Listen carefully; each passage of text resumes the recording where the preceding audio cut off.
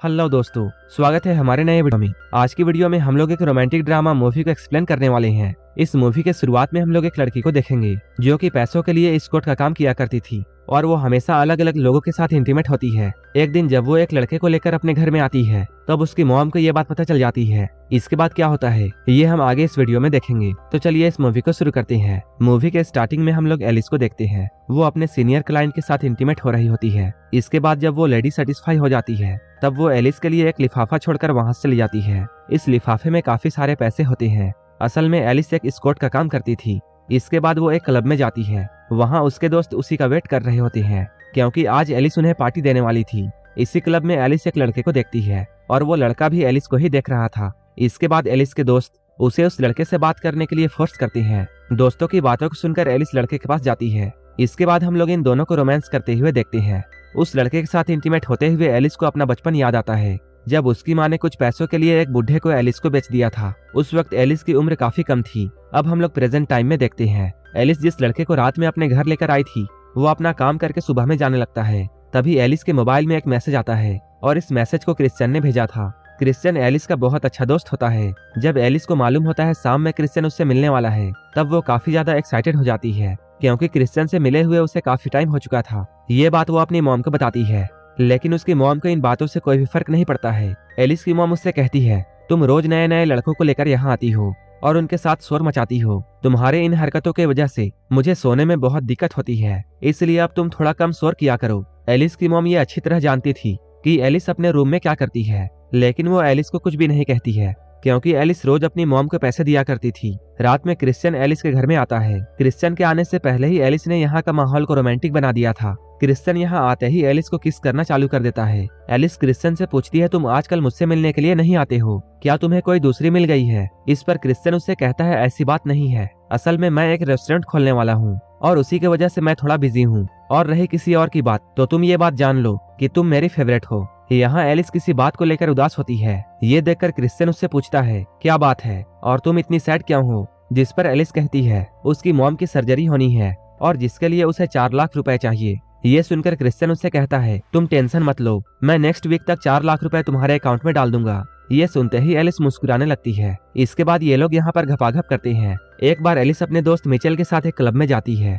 यहाँ बहुत से लड़के बिना कपड़ों के होते हैं और वो लोग डांस करके लड़कियों को अपने जलवे दिखा रहे थे। यहाँ पर एलिस की मुलाकात नील से होती है। नील उससे पूछता है तुम क्या करती हो? एलिस उससे कहती है वही जो तुम करते हो, लेकिन मेरे पैसे थोड़े ज्यादा हैं। ये सुनते ही नील एलिस को अपना प्राइवेट पार्ट निकाल कर दिखाता है। एलिस ने अपने पूरे लाइफ में ऐसा भयानक अनाकोंडा नहीं देखा था और वो नागराज को देखकर काफी एक्साइटेड हो जाती है। इसके बाद हम लोग दोनों को बाथरूम में घपाघप करते हुए देखते हैं। रात भर एंजॉय करने के बाद एलिस अपने घर में आती है। तब एलिस की मॉम उससे 50,000 रुपए मांगती है। एलिस अपने मॉम से कहती है मैंने कल ही आपको 10,000 रुपए दिए थे, जिस पर उसकी मॉम कहती है मैं वो पैसे जुए में हार गई और अब मुझे और भी पैसे चाहिए। असल में एलिस की मॉम को गैम्बलिंग की आदत थी और एलिस ने क्रिश्चियन से जो 4 लाख रुपए मांगे थे वो भी एलिस ने क्रिश्चियन से झूठ बोलकर मांगे थे ताकि वो पैसे एलिस अपनी मॉम को दे सके और उसकी मॉम अपना कर्जा उतार दे। एलिस जब अपनी मॉम को पैसे देने से मना करती है तब उसकी मॉम उसे थप्पड़ मारते हुए ये कहती है तुम्हारी हिम्मत कैसे हुई मुझे मना करने की? तुम्हें ये बात नहीं भूलनी चाहिए कि मैंने ही तुम्हें पैदा किया है। ये सुनकर एलिस अपनी माँ से कहती है हाँ मुझे ये अच्छी तरह पता है कि आपने ही मुझे पैदा किया है, लेकिन कौन सी ऐसी माँ है जो अपनी छोटी सी बच्ची को एक बुढ़े के हाथों बेच देती है? ये कहते हुए एलिस के आंखों से आंसू आने लगते हैं। एलिस अब अपनी माँ से काफी परेशान हो चुकी थी क्योंकि घर के सारे खर्चे उसे ही उठाने पड़ते थे। इसके अलावा उसे अपनी मॉम को भी अलग से पैसे देने होते थे, जबकि उसे अपनी मॉम की तरफ से कोई भी सपोर्ट नहीं मिल रही थी। एलिस जो भी पैसे अपनी मॉम को दिया करती थी उसकी माँ उसे जुए में उड़ा देती थी। एलिस के मुंह से ऐसी बातों को सुनकर उसकी माँ इस घर से निकल जाती है। कुछ देर के बाद एलिस एक क्लब में जाती है। घर वाली बातों को वो अपने दोस्तों से कहती है। उसके दोस्त उससे ये कहते हैं चलो ये तो अच्छी बात है, अब फाइनली तुम्हें आराम करने का मौका मिलेगा। एक दिन एलिस जिम में होती है, तभी वो यहाँ मार्कस से मिलती है। मार्कस एलिस का स्कूल फ्रेंड होता है। यहाँ वो मार्कस को मिचेल से मिलवाती है। मार्कस यहाँ एलिस से जॉब के बारे में पूछता है। इससे पहले कि एलिस अपनी स्कॉट वाली बात उसे बताती, मिचेल बीच में आकर ये कह देती है कि हम दोनों डिजिटल मार्केटिंग करते हैं। ये सुनकर मार्कस कहता है ये तो बहुत अच्छी बात है। जाते हुए वो एलिस का नंबर लेता है, लेकिन यहाँ पर एलिस कहीं और ही खोई हुई थी। ये देखकर मिचेल ही मार्कस के फोन में एलिस का नंबर डाल देती है। इसके बाद मार्कस यहाँ से निकल जाता है। रात में मिचेल एलिस से ये पूछती है मार्कस ने कॉल किया था क्या, जिस पर एलिस मिचेल को ये बताती है मार्कस बार बार कॉल कर रहा है। तब मिचेल एलिस से कहती है मुझे ऐसा लगता है शायद वो तुमसे प्यार करता है, इसलिए तुम उसे एक बार चांस देकर देखो। एलिस कहती है ये सब तो ठीक है, लेकिन जब मार्कस को मेरी सच्चाई पता चलेगी। ये कहते हुए एलिस फोन काट देती है। तभी क्रिश्चियन यहाँ पहुँच जाता है। क्रिश्चियन को यहाँ अचानक देखकर एलिस बहुत हैरान होती है, क्योंकि क्रिश्चियन तो नेक्स्ट वीक आने वाला था। यहाँ क्रिश्चियन का मूड बहुत खराब होता है। एलिस जब उससे इसकी वजह पूछती है, तब वो एलिस को एक जोरदार थप्पड़ मारता है। तब वो एलिस से ये कहता है, तुम यहाँ रोज नए नए लड़कों के साथ मजाक करती हो, और जब पैसे मांगने होते हैं तब तुम मेरे पास आती हो।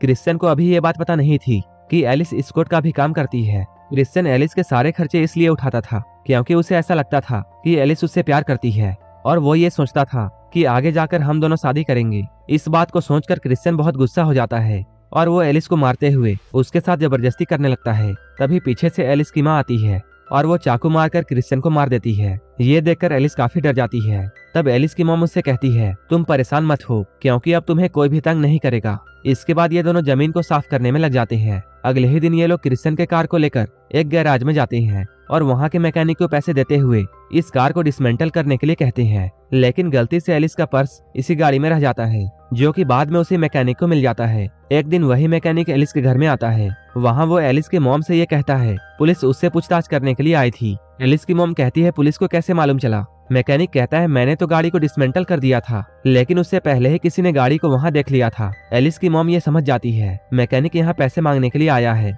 वो मैकेनिक से पूछती है, तुम्हें कितने पैसे चाहिए? इस पर मैकेनिक उससे कहता है 3 करोड़। ये सुनकर एलिस की मॉम एक लंबी सांस लेती है। इसके बाद वो एक चाकू घोंपकर उस मैकेनिक को भी मार देती है। मैकेनिक का खून करते हुए एलिस भी देख लेती है, लेकिन उसके मुंह से एक भी आवाज नहीं निकलती है। कुछ दिनों के बाद एलिस मार्कस से एक रेस्टोरेंट में मिलती है। यहाँ मार्कस एलिस के सामने काफी शर्मा रहा था। मार्कस का ऐसा शर्माना एलिस को बहुत अच्छा लगता है। इसके बाद मार्कस एलिस को एलिस के घर में ड्रॉप करने के लिए जाता है। यहाँ मार्कस एलिस को किस करने का ट्राई करता है, लेकिन एलिस उसे मना कर देती है। ये सुनकर मार्कस बहुत सैड हो जाता है। तब एलिस उससे कहती है, ठीक है, हम लोग ये सब अगले बार करेंगे। यहाँ एलिस की मॉम इन दोनों को साथ में देख लेती है। जब एलिस की मॉम उससे मार्कस के बारे में पूछती है, तब एलिस कहती है वो बस एक क्लाइंट है। इसके बाद वो अपनी मॉम से ये कहती है वो अब स्कॉट वाला काम नहीं करना चाहती है, बल्कि वो डिजिटल मार्केटिंग में काम करना चाहती है। जिस पर उसकी मॉम एलिस से ये कहती है, तुम डिजिटल मार्केटिंग में जितना 1 साल में कमाओगी, इस काम में तुम सिर्फ 1 वीक में उतना कमा लोगी।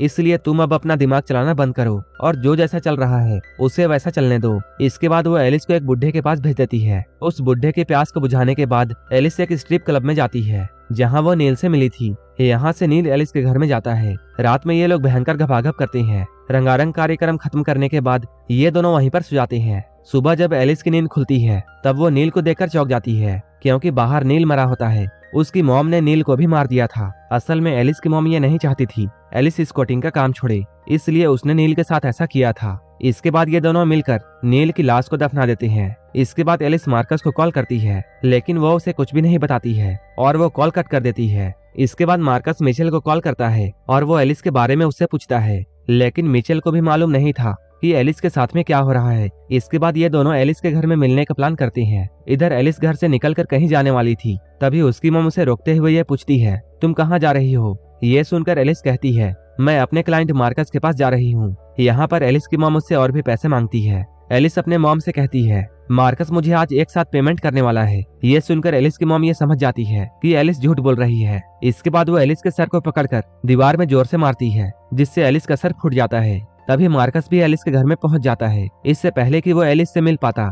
एलिस की मॉम उसके सिर पर वार करके उसे बेहोश कर देती है। जब मार्कस को होश आता है, तब उसके हाथ पैर बंधे होते हैं और एलिस अपने हाथों में चाकू लेकर मार्कस के कानों को काट रही होती है। असल में सच्चाई ये थी कि इस मूवी में दिखाए गए किसी भी मर्डर को एलिस की मॉम ने नहीं किया था, क्योंकि वो सारे खून एलिस ने किए थे। एलिस तो बस ये इमेजिन करती थी कि ये सारे खून उसकी मॉम ने किए हैं। यहाँ एलिस ने मार्कस को जख्मी कर दिया था, लेकिन इससे पहले कि वो मार्कस को मार पाती, मिचेल यहाँ पहुंच जाती है और वो एलिस को ऐसा करने से रोक लेती है। लेकिन इस हाथापाई में मार्कस अपना एक आंख गवा देता है। इसके बाद हम लोग मिचेल और मार्कस को एक डॉक्टर के पास देखते हैं। डॉक्टर इन दोनों से ये कहती है, एलिस को बचपन से ही उसकी माँ ने बहुत सताया था और उसे बहुत टॉर्चर किया था, जिसकी वजह से एलिस के दिमाग में बहुत गहरा असर हुआ था और अपने बचपन में ही एलिस ने अपनी मॉम को मार दिया था। एलिस की दिमागी हालत ठीक नहीं थी, इसलिए उसे एक पागल खाने में एडमिट कर दिया जाता है और यहीं पर यह मूवी खत्म हो जाती है। अगर आपको ये मूवी अच्छी लगी हो, तब एक लाइक जरूर कर देना और ऐसे ही वीडियोस के लिए